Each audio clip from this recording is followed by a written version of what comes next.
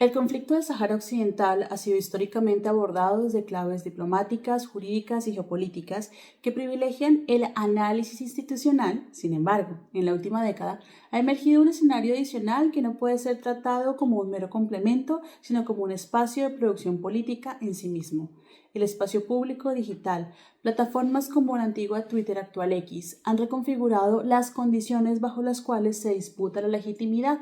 se articulan narrativas y se ejerce la agencia colectiva. Lejos de ser un canal pasivo, este entorno constituye un vector de poder que influye directamente en la manera en que el conflicto se narra, se internacionaliza y se interpreta. El marco conceptual del estudio muestra que los espacios públicos digitales operan como arenas deliberativas mediadas por algoritmos donde individuos, colectivos, medios de comunicación, actores institucionales compiten por visibilidad, reconocimiento y capacidad interpretativa. En esta arquitectura, la circulación de discursos no se explica únicamente por las capacidades comunicativas de cada actor, sino que también por la gobernanza técnica de las plataformas y por los repertorios de acción que los usuarios logran desplegar en ellas. En el caso saharaui, este fenómeno adquiere especial relevancia debido a la asimetría estructural entre los recursos estatales marroquíes y la fragmentación del activismo que defiende la autodeterminación.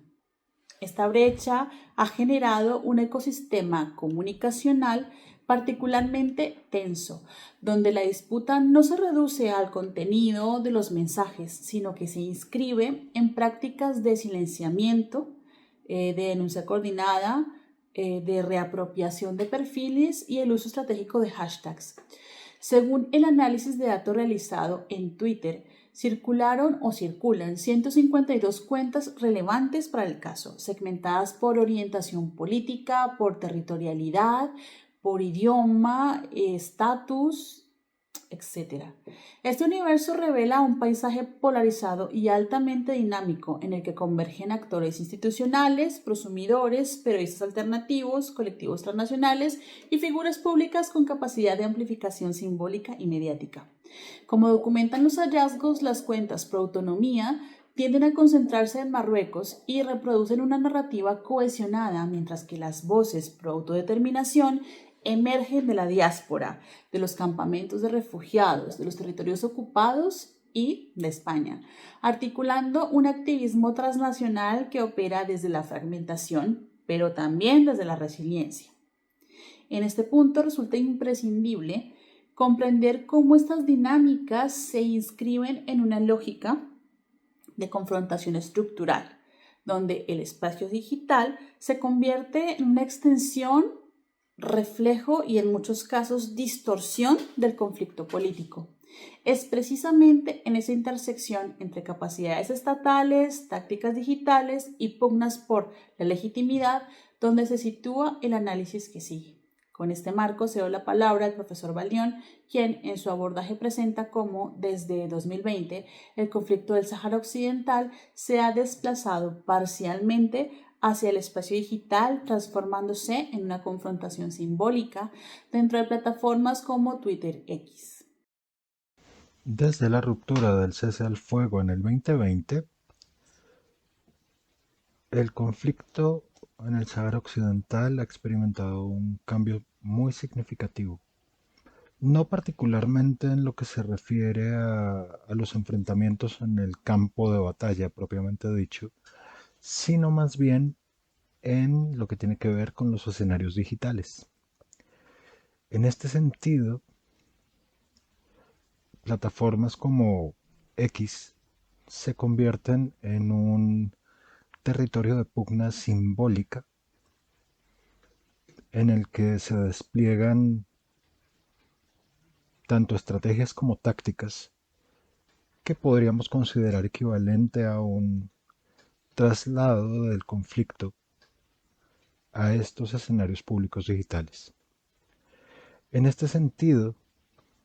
ya no solamente estamos hablando de circuitos comunicativos por los que se mueve o se desplaza información relacionada con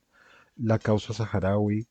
o con el intento de legitimidad de las pretensiones del Reino de Marruecos, sino que más bien surgen dinámicas particulares, ritmos específicos que constituyen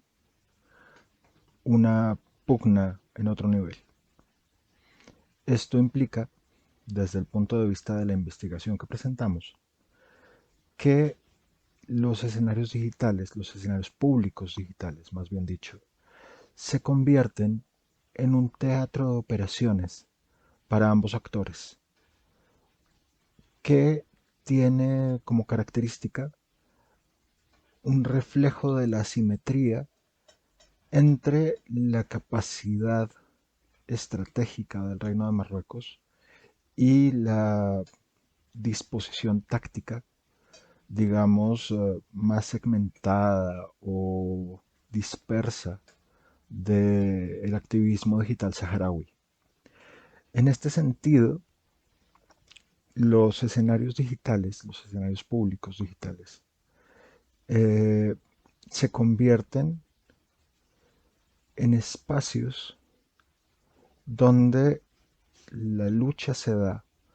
por la reconfiguración de las narrativas, por la visibilidad, por la legitimidad de, digamos, el discurso de alguno de los dos actores. De un lado, la estrategia institucionalizada del Reino de Marruecos, que, digamos, juega un poco más con la lógica de los algoritmos y los mecanismos de denuncia y de participación que de alguna manera podrían asumirse como recursos de contención que tienen que ver tal vez con una dinámica de censura desde la acción coordinada y organizada de diferentes actores, digamos, vinculados a los intereses del Reino de Marruecos, mientras que la acción digital saharaui, el activismo digital saharaui, tiene más que ver con, digámoslo así, una acción de guerrillas que aprovecha el entorno para generar impacto en las comunidades que, digamos, hacen parte de su nicho de interés. En este sentido, lo que se plantea aquí tiene que ver con cómo estos espacios digitales coinciden de alguna manera con las condiciones del conflicto en el terreno, pero al mismo tiempo marcan sus propios ritmos, marcan sus propias dinámicas y se estructuran más desde el ejercicio de lo simbólico y la búsqueda del control normativo de la narrativa.